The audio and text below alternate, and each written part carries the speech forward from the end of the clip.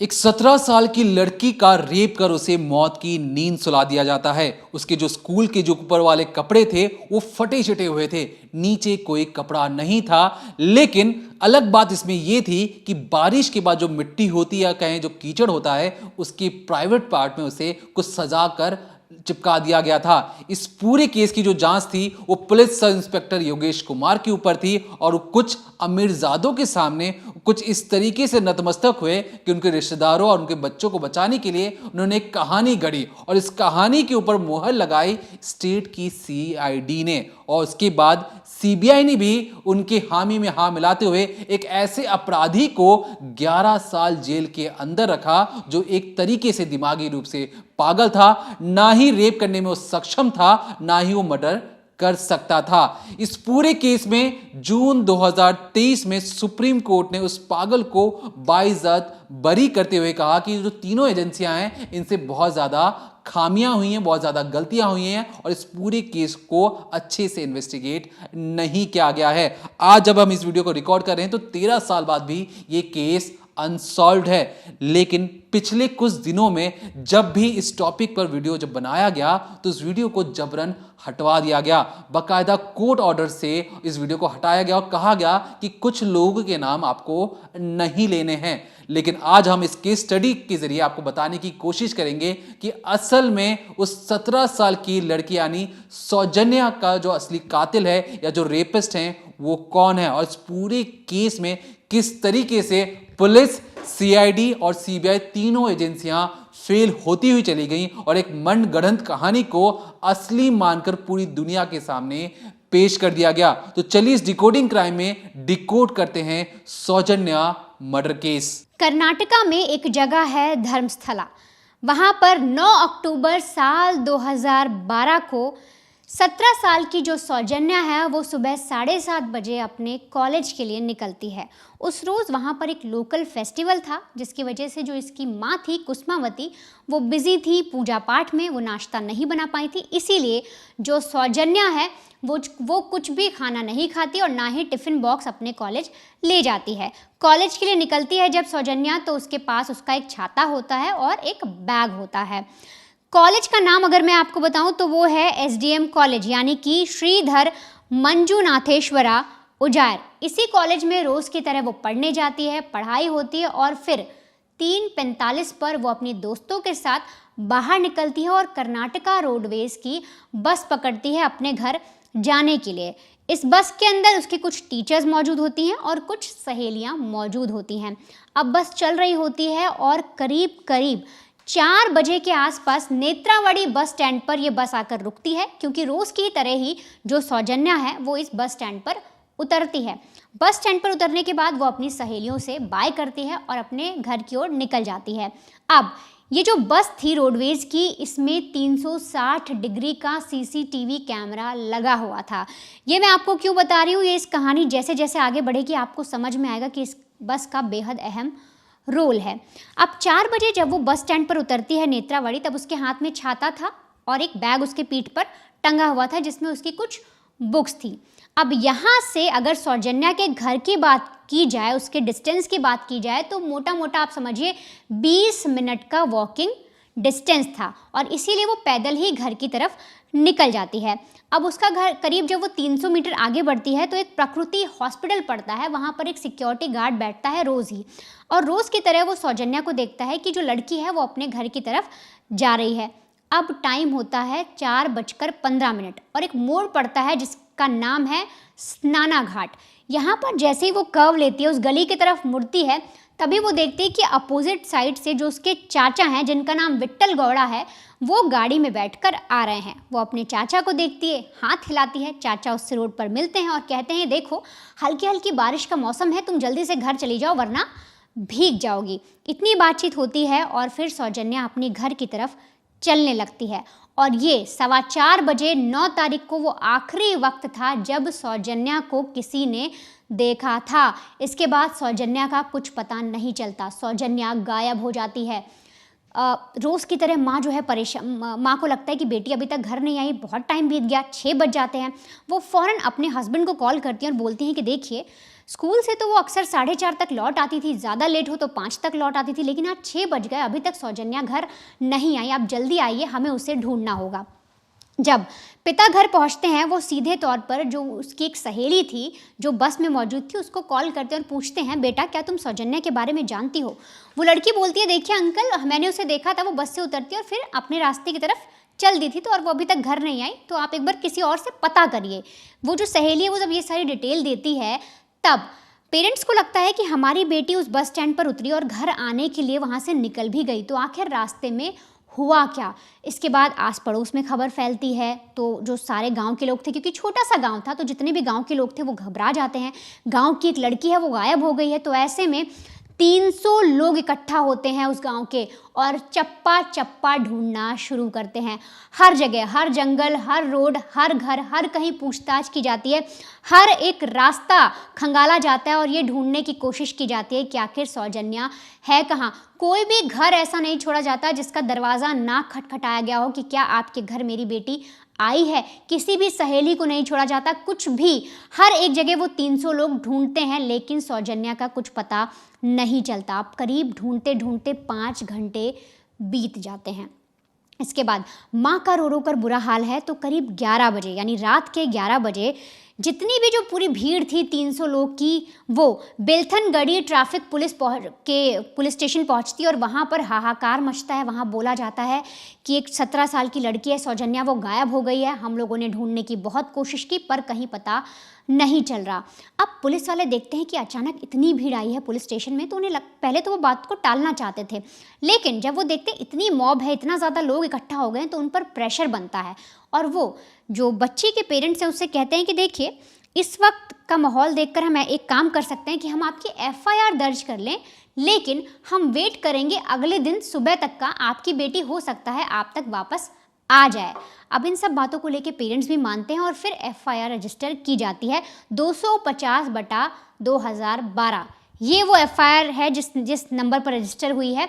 और इसके बाद जो पेरेंट्स हैं वो घर जाते हैं। अब माँ का मन तो नहीं लग रहा था क्योंकि बेटी गायब है, अपनी तरफ से फिर भी छानबीन वो लोग कर रहे थे, लेकिन पुलिस ने जिस तरह से रवैया अपनाया, केस को ढीला छोड़ा, सिर्फ FIR दर्ज की, रात में सर्च ऑपरेशन चलाया ही नहीं, तो ऐसे में पुलिस पर सवाल उठना लाजमी है। अब यहाँ तक कि जो आपने पूरी कहानी समझी, ये 9 अक्टूबर 2012 तक की है। अब आते हैं 10 तारीख पर, यानी पुलिस ने जैसा कहा था कि अगली सुबह हम देखेंगे, तो 10 अक्टूबर 2012 को जब पुलिस छानबीन शुरू करती है, तो सौजन्या के घर से करीब 200 मीटर की दूरी पर ही, ये जो आप तस्वीर देख रहे हैं ना, इसी जगह ये जो पेड़ का तना देख रहे हैं नीचे की ओर, एक पेड़ ऊपर की ओर देख रहे हैं, यहीं पर उस सौजन्या की लाश मिलती है। पुलिस वाले छानबीन करते हैं तो उनको सामने एक लड़की दिखती है। जब पेरेंट्स को बुलाया जाता है, शिनाख्त होती, तो बोलते हैं ये तो हमारी बेटी है। अब लाश की हालत आप समझिए कैसी थी। जो सौजन्या की लाश थी उसके एक नीले रंग का उसके पास स्कार्फ शॉल था, उसके ज़रिए उसके दोनों हाथ पेड़ पर ऐसे पीछे करके बांधे हुए थे, और तो और जो उसके कपड़े थे वो फटे हुए थे, ऊपर के जो कपड़े थे वो फटे थे, नीचे कोई कपड़ा नहीं था। और उस वक्त क्या हुआ, रात को पूरी रात बारिश हुई थी, क्योंकि बारिश का मौसम था, तो ऐसे में जो मिट्टी थी वो थोड़ी गिलगिली और कीचड़ टाइप की हो गई थी। तो सौजन्या के प्राइवेट पार्ट में उसका जो पूरा एरिया होता है वहाँ पर वो मिट्टी लगाई गई थी, अंदर तक मिट्टी डालने की कोशिश की गई थी, और पूरा जो वो जो एरिया था प्राइवेट पार्ट का, वो उस मिट्टी से कवर किया गया था। तो इस तरीके से सौजन्या की बॉडी वहाँ पर मिलती है। लेकिन इसके अलावा एक और चीज़ थी जो पुलिस वालों को खटकनी चाहिए, लेकिन उस पर कोई सवाल खड़ा नहीं करता। दरअसल आप ये देखिए, जब पूरी रात बारिश हुई है तो ऐसे में जो सौजन्या की बॉडी थी वो पूरी तरीके से भीगी नहीं थी, सौजन्या के कपड़े भी भीगे नहीं थे, उसके बाल तक भीगे नहीं थे। एक लड़की है, अगर बारिश हो रही है तो बाल बहुत ज़्यादा भीग जाते हैं, वो भी गीले नहीं थे। और तो और जो सौजन्या की जहाँ पर लाश मिली उसके एक पास में ही उसका बैग पड़ा हुआ था, जिसके अंदर जो बुक्स थी वो तक भीगी नहीं थी, यानी कि जो किताबें हैं वो भी भीगी नहीं, बस्ता भी भीगा नहीं। और उस जगह से सौजन्या के पैर का एक जूता गायब था, और इसके अलावा उसका जो छाता था जो वो हाथ में लेकर चल रही थी, क्योंकि बारिश का मौसम था, तो वो भी गायब था। और तो और जब परिवार वाले वहाँ पर इकट्ठा हुए, जब भीड़ इकट्ठा हुई, तो उन्होंने बोला कि अभी रात को हम यहाँ पर पूरा खंगाल कर गए हैं, हमने हर जगह ढूंढा, लेकिन तब तक जो लड़की थी उसकी लाश यहाँ पर नहीं थी। अब पुलिस पर एकदम दबाव बनाया जाता है, पुलिस से कहा जाता है कि आपने ढूंढा नहीं, पुलिस पर भी प्रेशर बनता है, लेकिन पुलिस लगातार इसके बाद लापरवाही पर लापरवाही करती जाती है। क्योंकि जहाँ पर लाश मिली, जहाँ पर जो बैग वगैरह मिले, जब वो गीले नहीं थे और जब लोग कह रहे हैं कि हमने रात में जब यहाँ पर पूरा खंगाला तब सौजन्या नहीं थी, उसकी बॉडी नहीं थी, तो ऐसे में मिल जाना, सब क्वेश्चन करते हैं और बोलते हैं कि देखिए सौजन्या को मारा कहीं और गया है, इसके साथ रेप हुआ है, इसके साथ कुछ गलत किया गया है और फिर इसकी बॉडी लाकर घर से 200 मीटर की दूरी पर यहाँ पर टांग दी गई है, यूं कहें कि पेड़ से बांध दी गई है। तो 10 तारीख को ये सारी चीज़ें होती हैं और फिर सौजन्या की जो बॉडी है उसको पोस्टमार्टम के लिए भेजा जाता है। अब पोस्टमार्टम रिपोर्ट पर बात करेंगे कि आखिर पोस्टमार्टम रिपोर्ट में क्या क्या चीज़ें निकल कर आती हैं, लेकिन उससे पहले आरोपी जो है वो कैसे पकड़ा जाता है, क्या वो असली आरोपी है भी या नहीं, ये आप समझेंगे, लेकिन वो पकड़ा कैसे जाता है। तो दरअसल 11 अक्टूबर यानी 10 को लाश मिलती है, उसकी अगली रोज़ 11 अक्टूबर 2012 को शाम के करीब 5 बजे वहाँ पर एक बड़ी सी बाहुबली की मूर्ति बनी हुई है, एक टेम्पल है, उसके स्टेयर्स पर एक आदमी बैठा था जिसकी हरकतें कुछ अजीब थी। आप अगर सही तौर पर समझें तो आप उसे मानसिक पीड़ित समझ सकते हैं। तो वो जो आदमी था उसके पास कुछ 5 लोग पहुंचते हैं और वो अचानक से भागने लगता है। वो उस लड़के को पहले पीटते हैं, उसका नाम संतोष था, उसको बहुत मारा जाता है, फिर पुलिस के हवाले किया जाता है और कहा जाता है वो जो 5 लोग का झुंड था वो उस आदमी को घसीटते हुए पकड़ते हुए पुलिस के पास ले जाते हैं और कहते हैं देखिए हमने आपका काम आसान कर दिया, यही वो संतोष है, यही वो कातिल है, यही वो रेपिस्ट है जिसने सौजन्या के साथ बेहद जघन्य अपराध को अंजाम दिया। अब ऐसे में जो पुलिस है वो फौरन संतोष को अरेस्ट कर लेती है, ना कोई जांच करती है ना कोई पड़ताल। लेकिन आखिर ये संतोष था कौन और ये अक्सर बाहुबली जो स्टैचू था उसके नीचे क्यों बैठा रहता था। तो दरअसल जो संतोष है वो श्रृंगेरी का रहने वाला है, कर्नाटका में ही एक जगह है, और इनके जो पिताजी हैं वो टीचर हैं, माँ हाउसवाइफ है।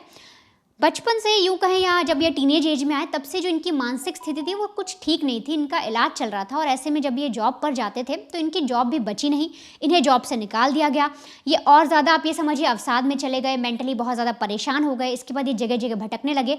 तो ऐसे ही भटकते भटकते 9 तारीख को ये इस बाहुबली स्टैचू के पास पहुँच जाते हैं और जब इन्हें भूख लगती है तो ये खाना खाने जाते हैं वहीं के धर्मस्थला के एक बहुत बड़े मंदिर में, जिसका नाम हम आपको इसमें नहीं बताएंगे, लेकिन कुछ ऐसी चीज़ें आप जब समझेंगे तो आपको समझ में आ जाएगा कि हम किस मंदिर की बात कर रहे हैं, क्योंकि कोर्ट का ऑर्डर है।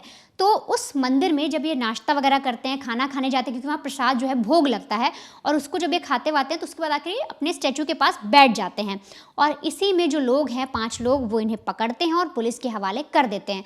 अब पुलिस जब उनसे पूछती है कि ये रेपिस्ट कैसे, आपको कैसे पता लगा, तो बताते हैं कि देखिए हम उस रास्ते से गुजर रहे थे और ये आदमी कुछ अलग अलग हरकतें कर रहा था, हमें लगा शायद इसका इरादा लड़कियों को लेकर ठीक नहीं है। हम जैसे इसकी तरफ भागे तो ये भागने लगा और हमें पता चल गया कि यही रेपिस्ट है, इसी ने मर्डर किया है और आप ये लीजिए आपका असली गुनहगार।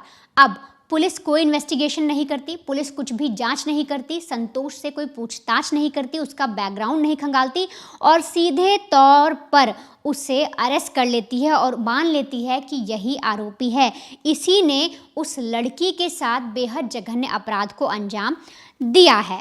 अब यहाँ तक संतोष अरेस्ट हो जाता है। अब बात करते हैं हम सीधे तौर पर पोस्टमार्टम रिपोर्ट की। यहाँ पर एक सीक्वेंस चल रहा था कि एक आरोपी अरेस्ट हो गया। अब पोस्टमार्टम रिपोर्ट में क्या आता है तो पता लगता है कि जो पोस्टमार्टम रिपोर्ट है उसमें बहुत सारी चीज़ें निकल कर आई, जिसमें पता लगा कि जो सौजन्या है उसके गले पर करीब करीब 7 इंच का स्ट्रैंगुलेशन मार्क है, मतलब कि किसी तरीके से गला ऐसे घोटा गया, दबाया गया है, तो उसका जो मार्क है वो 7 इंच का है। अब इस पर जब इन्वेस्टिगेशन होती है, जो डॉक्टर से पता लगाते हैं, तो पता लगता है कि सौजन्या के पास उसके कॉलेज का आईडी कार्ड था। तो उसका जो नायलॉन का स्ट्रैप होता है, कई लोगों ने आपके पास बहुत से लोगों के पास आईडी कार्ड होगा, स्कूल का, कॉलेज का, ऑफिस का, तो उसका जो धागा होता है नायलॉन का, जो प्रॉपर मोटी सी एक रस्सी टाइप होती है, उसके ज़रिए गले को घोटा गया है। ये सारी चीज़ें निकलकर सामने आती है और पता लगता है कि जो सौजन्या का जो बॉडी पार्ट है, कोई भी ऐसा शरीर का अंग नहीं है, कोई भी ऐसी जगह नहीं है जहां उसे प्रताड़ित ना किया गया हो, जहां पर उसे टॉर्चर ना किया गया हो। अब जब ये सारी चीज़ें निकल कर आती हैं तो उस वक्त जो परिवार है, और कई सारी मीडिया रिपोर्ट्स में भी ये चीज़ें आई कि जिन डॉक्टर्स ने सौजन्या का पोस्टमार्टम किया, उन्होंने ये पोस्टमार्टम जो है वो डिम लाइट के अंदर किया और तो और कोई भी वीडियोग्राफी नहीं की गई।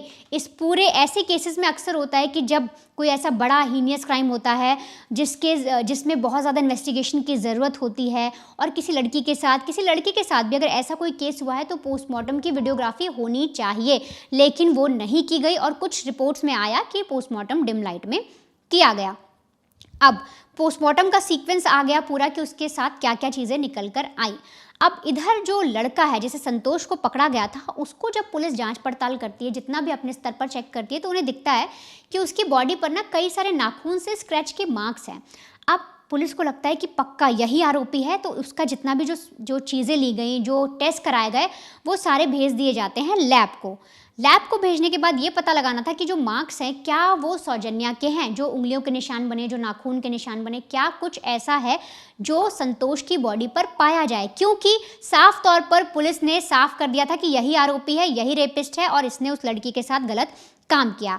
अब इधर जब बॉडी मिली थी और क्या क्या चीज़ें कलेक्ट की गई पुलिस के द्वारा, वो आप समझिए। देखिए, जब ये सारी चीज़ें हुई, पोस्टमार्टम कराया गया और बहुत सारी इन्वेस्टिगेशन जो पुलिस अपना दिखा रही थी, एक तरीके से वो यही दिखा रही थी कि हम बहुत तगड़ी इन्वेस्टिगेशन कर रहे हैं, तो ऐसे में पुलिस ने बहुत सारी चीज़ें मिस कर दी। पुलिस ने क्या मिस कर दी, अगर मैं साफ तौर पर बात करूं तो वो पुलिस के जो इंचार्ज थे उस वक्त, जो इस केस को इंचार्ज कर रहे थे, देख रहे थे, जिनका नाम है योगेश कुमार, उनकी पूरी की पूरी गलती है। सबसे पहला बात जो हमने आपको बताई कि जब बारिश हो रही थी, लड़की भीगी नहीं थी, बस्ते भीगे नहीं थे, बुक्स भीगी नहीं थी, उन्होंने वहाँ पर भी क्वेश्चन नहीं किया और उस चीज़ को कहीं भी मेंशन नहीं किया। इसके अलावा पैथोलॉजिकल जो सैंपल होते हैं, यानी कि फॉरेंसिक टीम जब आती है तो कई सारे सैंपल कलेक्ट किए जाते हैं, उसको भी उन्होंने सही टाइम पर फॉरेंसिक लैब नहीं भेजा।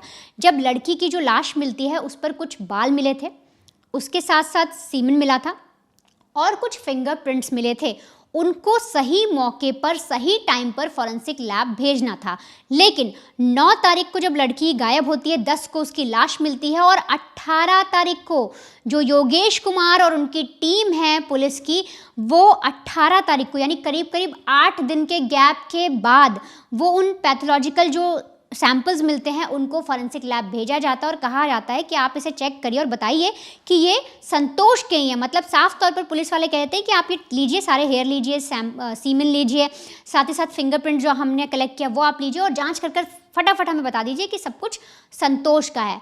अब इधर जब लैब में जांच पड़ताल होती हैं, चीज़ें पता लगाई जाती हैं, तो पता लगता है कि ये जो सैंपल आपने भेजा है ये ख़राब हो गया है, अब इनकी जांच नहीं हो सकती, अब हम पता नहीं कर सकते ये किसका है, और यहाँ तक कि हम ये भी नहीं पता कर सकते कि आखिर जो सीमेन आपने भेजा वो सीमेन है, आपने फिंगरप्रिंट भेजे वो कैसे हैं, कुछ भी।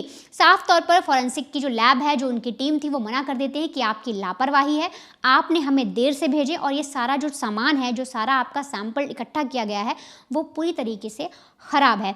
इसके अलावा जो पुलिस की टीम है, जो डॉक्टर्स ने पोस्टमार्टम किया, वो विसरा पर भी नहीं जाते, मतलब सिर्फ पोस्टमार्टम पर रुक जाते हैं, उसी को सही मान लेते हैं, कहते हैं हमें ये सारी चीज़ें पता लग गई। जो भी बॉडी पार्ट्स होते हैं, अंदर उस लड़की ने क्या खाना खाया था, अगर वो किसी से मिली, किसी ने उसे कोई बेहोशी की दवा दी, ये सब चीज़ों को लेकर भी कोई ऐसी रिपोर्ट तैयार नहीं की जाती। अब ये 2 चीज़ें आपने समझी पुलिस ने कैसे लापरवाही की। एक तो फॉरेंसिक लैब ने मना कर दिया कि अब हम इनकी जांच नहीं कर सकते, और तो और जो विसरा की रिपोर्ट है उस पर भी कोई इन्वेस्टिगेशन नहीं होती। अब इधर पुलिस को लग रहा था, जो खास तौर पर योगेश कुमार है, उन्हें लग रहा था कि जिस संतोष को हमने पकड़ लिया है और जो संतोष रेपिस्ट है, उसके पीछे जो स्क्रैचेस मिले हैं वो हो ना हो पक्का लड़की के होंगे। लेकिन जब लड़की के हाथ में जो, अगर जैसे मान लीजिए कोई लाश मिलती है या कुछ, जैसे आरजीकर में भी आपने देखा था, तो कई सारे सैंपल इकट्ठा किए जाते हैं, तो ऐसे में नाखून के भी सैंपल्स लिए जाते हैं।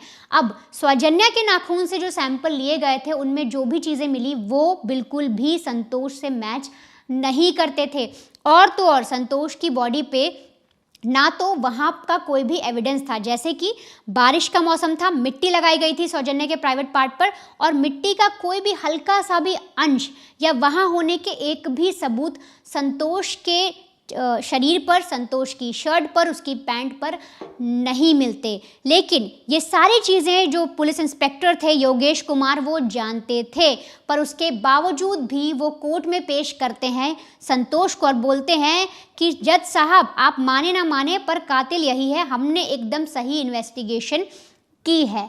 अब इनकी इन्वेस्टिगेशन पर सवाल इसलिए उठना चाहिए, मैंने आपको बहुत सारे पॉइंट्स बताए, लेकिन जब ये जांच पड़ताल कर रहे होते हैं तब ये वहाँ पर जो स्निफर डॉग्स होते हैं जो सूंघ कर पता लगाते हैं, कई सारी चीज़ों की पड़ताल करते हैं, वो डॉग स्क्वाड को भी नहीं लेकर गए। इन्होंने मौके पर तुरंत कोई फिंगरप्रिंट इकट्ठा नहीं किए, साथ ही साथ फिंगरप्रिंट एक्सपर्ट जो होते हैं, फॉरेंसिक टीम के जितने भी एक्सपर्ट हैं, उनको इन्होंने मौके पर नहीं बुलाया। इससे आप अंदाज़ा लगाइए, शायद ये जानते थे कि इसमें कौन बड़े लोग शामिल हैं और इन्हें अपने उन्हीं हुजूर जी को बचाना था, और इसीलिए इन्होंने कुछ भी ऐसे एविडेंस कलेक्ट नहीं किए, और अगर जो भी एविडेंस इक्का दुक्का इन्होंने कलेक्ट किए उसको इन्होंने बहुत लेट ही फॉरेंसिक जांच के लिए भेजा। अब संतोष पर जब लगातार इस तरीके के आरोप लगे और उसके जब टेस्ट हुए तो जब डॉक्टर्स ने उसके सैंपल्स कलेक्ट किए जो पीठ पर स्क्रैचेस थे, और जब ये मिलान करने की कोशिश की क्या उस पर कोई मिट्टी के पार्टिकल्स हैं जो लड़की के साथ रेप हुआ वहाँ का कोई ऐसा सबूत मिलता है, तो नहीं मिला।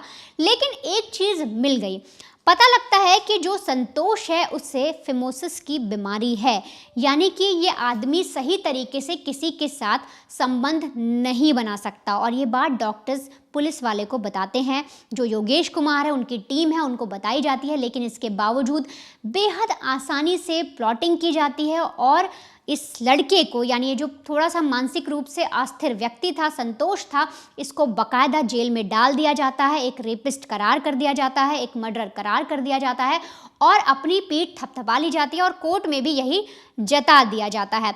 लेकिन चीज़ें यही नहीं ख़त्म होती। जो योगेश कुमार हैं वो लड़की के घर से एक ऐसी चीज़ लेकर आते हैं जिसे बकायदा बतौर एविडेंस प्लांट करते हैं और कोशिश करते हैं कि वो सारी चीज़ें संतोष के कपड़ों से या संतोष के किसी चीज़ से मैच हो जाए। अब क्या है वो चीज़, कौन सी ऐसी चीज़ को वो उसकी माँ से लेकर आते हैं पुलिस वाले और वहाँ पर प्लांट करते हैं। और इसके अलावा जब पुलिस की इन्वेस्टिगेशन में कमी रहती है और सीआईडी जब असली कातिल तक पहुंचने वाली होती है तो आखिर कैसे सीआईडी भी पलटी मार लेती है और फिर सीबीआई तक केस आते आते ये जो पूरा केस है इसमें गोल गोल घूमता रहता है और इस पूरे केस में पुलिस के द्वारा सीआईडी और सीबीआई भी फंस जाते हैं। आप वो भी समझिए।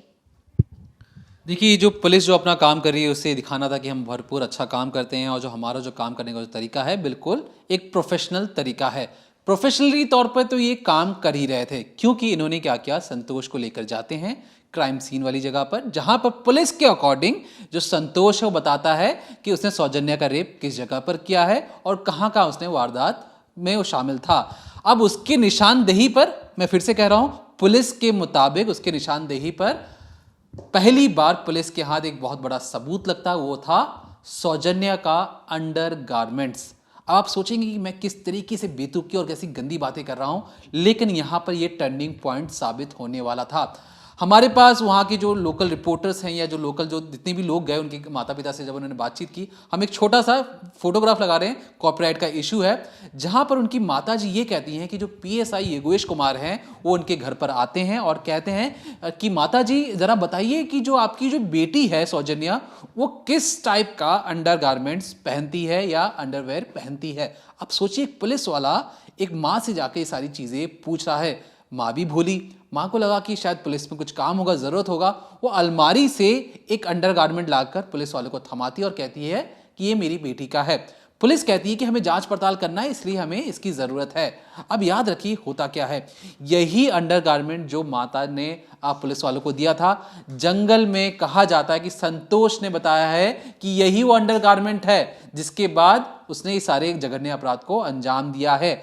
अब कहीं ना कहीं जो पीएसआई योगेश कुमार हैं, जो ये बताना चाह रहे थे कि संतोष ने दिखाया कि उस लड़की का उसने रेप कहाँ किया, कहाँ पे उसने उसके अंडरगारमेंट उतारे और यही अंडरगारमेंट वो सबूत के तौर पर पेश करना चाह रहे थे। लेकिन जब घर वालों ने कहा कि ये तो धोखाधड़ी है, ये हमारे घर से ही हमारी ही बेटी के अंडरगारमेंट्स लेके जाते हैं और दिखाते हैं कि हमने केस सॉल्व कर लिया है, तब पहली बार जो सौजन्य के माता पिता थे उन्हें शक होता है, उन्हें लगता है कि संतोष तो सिर्फ मोहरा है। वो ये कहते हैं कि जनाब आप एक काम कीजिए, जो 5 लोग गांव के जो पकड़कर संतोष को जिन्होंने सौंपा था, आप उनकी जांच पड़ताल कीजिए, हो ना हो ये वही वो शख्स हो सकते हैं जिन्होंने उनकी बेटी की हत्या की थी। अब पुलिस को लगता है कि ये तो असली कातिल पकड़ना चाह रहे हैं, असली मुजरिम को पकड़ना चाह रहे हैं, लेकिन पुलिस को अपनी थ्योरी पे रहनी थी।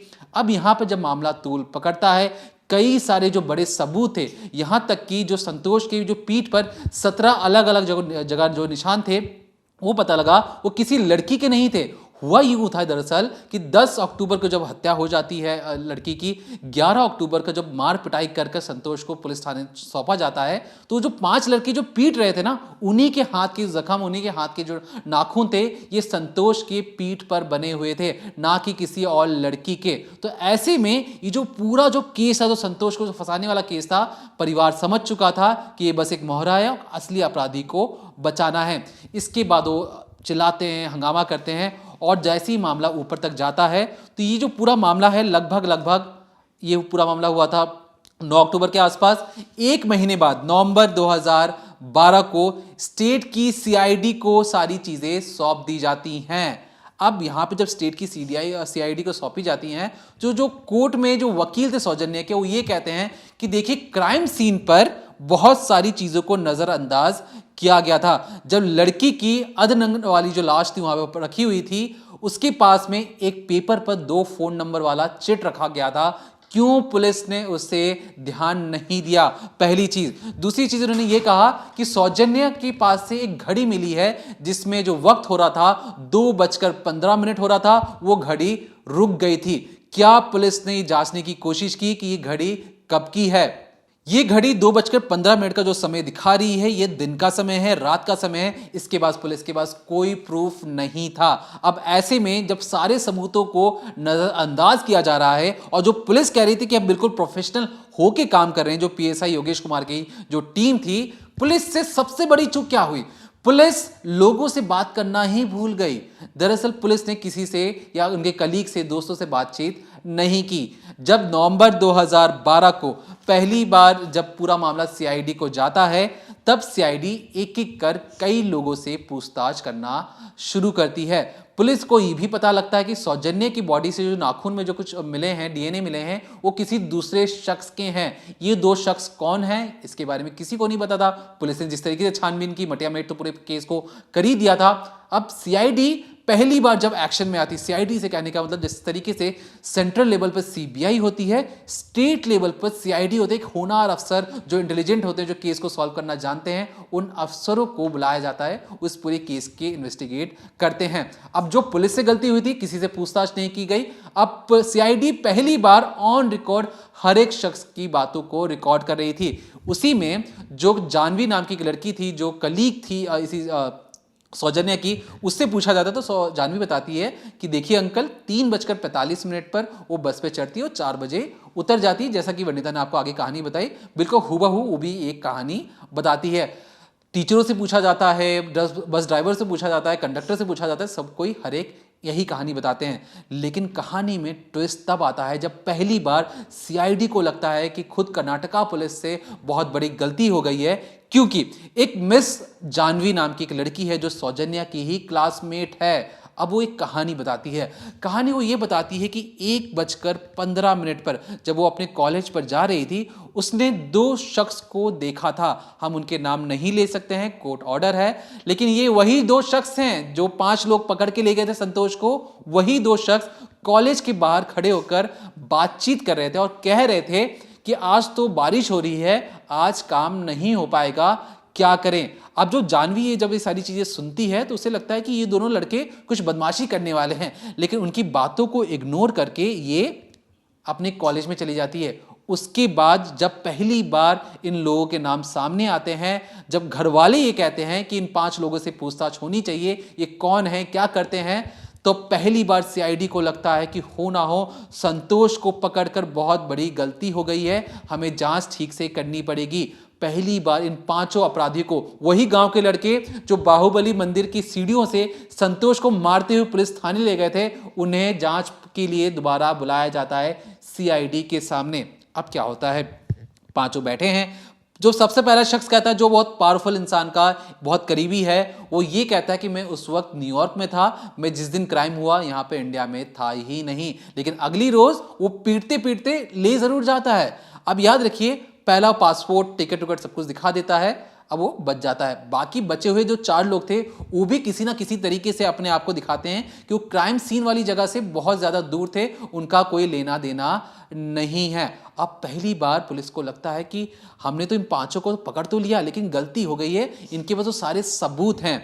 अब लगभग 1 महीने की जांच के बाद पता ये लगता है कि जो सीआईडी के जो बॉस थे, चीफ बिपिन गोपाल कृष्ण, ये इंटरव्यू आगे देते हैं, प्रेस कॉन्फ्रेंस कहते हैं और कहते हैं कि हमारे पास संतोष के खिलाफ ही 10 से 12 एविडेंस हैं और संतोष ही इस पूरे मामले में मेन कल्प्रिट है, उसी ने रेप और मर्डर किया है। जिन 5 लोगों का परिवार नाम ले रहा है, उनका इस केस से कोई लेना देना नहीं है। अब पुलिस भी वही काम, सीआईडी भी वही काम। अभी होता यूं है कि अब क्योंकि मामला लोगों को लगा कि हो सकता है पुलिस बड़े लोगों को बचाने की कोशिश कर रही हो और जानबूझकर उन पर हाथ नहीं डालना चाह रही थी, क्योंकि पहले तो पुलिस को लगा कि संतोष को पकड़ के गलती हो गई है और संतोष के खिलाफ कोई सबूत भी ठोस नहीं मिल पा रहे हैं। लेकिन यहां पे जब सीआईडी कहती है कि 10 से 12 एविडेंस मिले हैं, तो फिर भी लोगों ने हंगामा शुरू किया और उस हंगामे को सीएम तक पहुंचाया गया और सीएम ने लगभग 2012 में ये पूरा मामला हुआ था, 9 अक्टूबर 2012 को। नवंबर 2013 में ये पूरा मामला सेंट्रल की एक एजेंसी को दी जाती है, सीबीआई इस जांच को करती है और सीबीआई इस जांच को करने में 4 साल लगाती है। 4 साल की जांच के बाद सीबीआई क्या फैसला सुनाती है, चार्जशीट दाखिल करती है। मैं डेट बताता हूं आपको, 26 अक्टूबर 2017 को चार्जशीट फाइल करती है और कहती है कि जो जांच पुलिस की जो टीम थी, योगेश कुमार की जो टीम थी, जिस अपराधी को उन्होंने पकड़ा यानी कि संतोष राय को, वही मेन आरोपी है। मतलब पुलिस जो कहानी सुना रही थी, सेम कहानी सीआईडी सुनाती है। सेम कहानी 4 साल की जांच के बाद सीबीआई भी वही कहानी सुनाती है और बताती है कि संतोष राय ही रेपिस्ट और मर्डरर है, उसी ने सौजन्या का मर्डर किया है। अब इसके बाद कहानी में थोड़ा सा ट्विस्ट किस तरीके से आता है, जो सौजन्या का जो परिवार था, जिस तरीके से जांच हो रही थी, और ये जो संतोष राय है, इनके जो वकील थे, ये बहुत सारी चीज बताते हैं। ये एक एक चीज को पढ़ते खोलकर कोर्ट में रखते हैं और बताते हैं कि किस तरीके से पुलिस से लेकर सीआईडी से लेकर सीबीआई से गलतियां हुई हैं। गलतियां क्या क्या हुई हैं? उनका ये कहना था कि जब पहली बार इन 5 लोगों ने कहा कि हम फलाने जगह पर नहीं थे, क्राइम सीन वाली जगह से दूर थे, 2012 का मामला है, क्या पुलिस ने जांच पड़ताल करने की कोशिश की? क्या पुलिस ने उनके फोन लोकेशन को ट्रेस करके जानने की कोशिश की, क्या वो इंडिया में थे या फॉरेन में थे? क्या पुलिस ने जांच करने की कोशिश की सेल टावर से कि उनका फोन कहां मौजूद है और उस वक्त वो कहां मौजूद थे?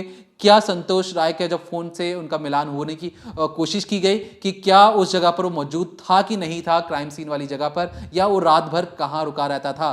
पहली चीज, सेल टावर से नहीं माना गया।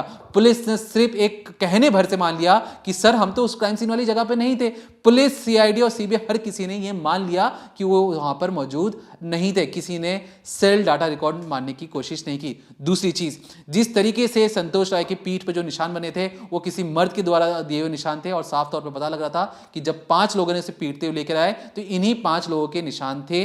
तीसरा, कोई भी मिट्टी या किसी भी प्राइवेट पार्ट का जो अंश था संतोष राय के ऊपर नहीं था। खुद फिमोसिस नाम की बीमारी होती है जिसमें संबंध ठीक से नहीं बना सकता है। ये जो 4-5 सबूत थे सब संतोष राय के साथ जा रहे थे। चौथी जो सबसे बड़ी जो चीज थी, जो लापरवाही थी, जिस तरीके से police sub inspector Yogesh Kumar ने पैथोलॉजिकल जो सैंपल्स थे जो आंखों के सामने आपको दिखते हैं, वो महज 72 घंटे या कहें 3 दिन के अंदर ही फॉरेंसिक लैब में भेज देने चाहिए। उन्होंने उस सैंपल को भेजने में 8 दिन लगा दिए गए और इस 8 दिन में वो सैंपल डिस्ट्रॉय हो गया, खराब हो गया, उससे कुछ इंक्लूसिव जो कहते हैं रिजल्ट ना के बराबर ही आया।